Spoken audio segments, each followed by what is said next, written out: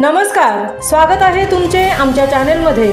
आवाज महामुंबईचा, शोध बातमीचा, कौल मनाचा। चला तर मग आमचे चॅनल शेअर करा, लाईक करा आणि सबस्क्राइब करा। धन्यवाद। गुरे पळवणाऱ्या टेम्पोला गोरक्षकांनी पकडले। दोघांना पकडण्यात यश, पण मुख्य आरोपी फरार। शनिवार दिनांक 12 जुलै रोजी रात्री पेण वरवणे विभागातून गुरे पळवणाऱ्या टेम्पोला खोपोली येथील गोरक्षकांनी सापळा रचून वाकरूळ स्मशानभूमी येथे पकडले आहे। या बंद टेम्पोमध्ये एकूण 7 गुरे सापडले आहेत।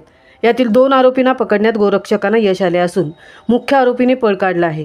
सविस्तर वृत्त असे की खोपोली खालापूर येथील गोरक्षकांना गेले अनेक महिन्यांपासून गुरे पळवणाऱ्या इस्मांची गुप्त माहिती मिळाली होती। त्यानुसार अनेक दिवस हे गोरक्षक त्या इस्मावर नजर ठेवून होते।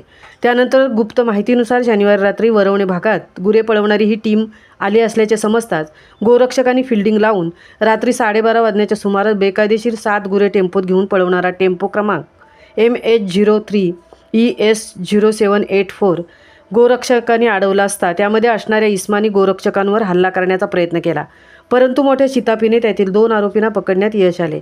शोएब अजीजुल रहमान सय्यद, वय वर्ष 40, राहणार गोवंडी शिवाजीनगर मुंबई। मुनाफ मुनीर शेख, वय 32 वर्ष, राहणार गोवंडी शिवाजीनगर रोड, हरी मस्जिद मुंबई असे नाव आहे, परंतु मुख्य आरोपी हा मात्र फरार आहे।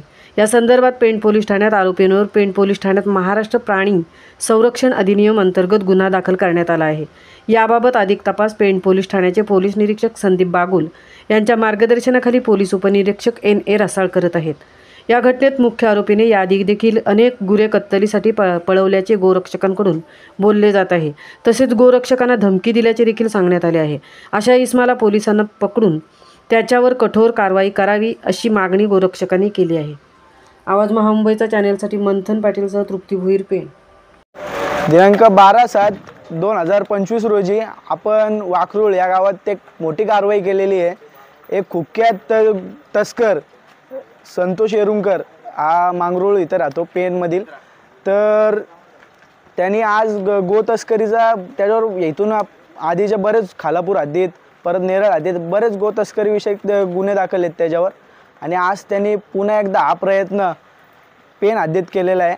आणि त्याने आज पहिले गाडी पास करत होता, गाडी पास केल्यानंतर तो पाठी गोरक्षकांना चाकवा देऊन तो पुढे निघून गेला। काही गोरक्षकांनी पाठी जाऊन गाडी पकडली, गाडीतल्या ड्रायव्हरांनी सुद्धा गाडी गोरक्षकांच्या अंगावर घालण्याचा प्रयत्न केला। आत्ता आम्ही गाडी पेण पोलीस स्टेशनच्या हद्दीत आणलेली आहे।